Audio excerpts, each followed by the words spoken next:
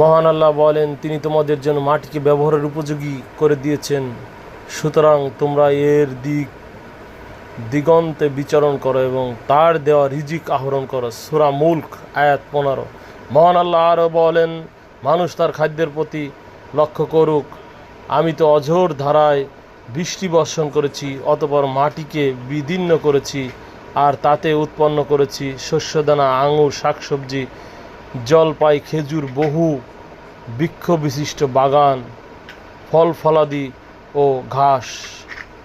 সূরা আবাসা আয়াত 24-32।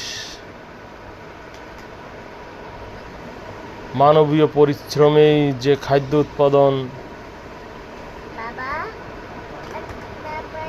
হয় এমন নয়, বরং বীজ হতে চারা, ভূগর্ভস্থ পানির সেচ, শিকড় ও মাটির গভীরে প্রবেশ, সব কিছু হয় মহান আল্লাহর কুদরতি হুকুমে।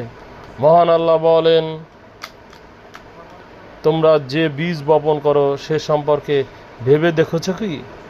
তোমরা তা থেকে উৎপন্ন করো না, আমি উৎপন্নকারী। ইচ্ছা করলে আমি ইহা খড়কুটা করে দিতে পারি। সূরা ওয়াকিয়া আয়াত 63-65।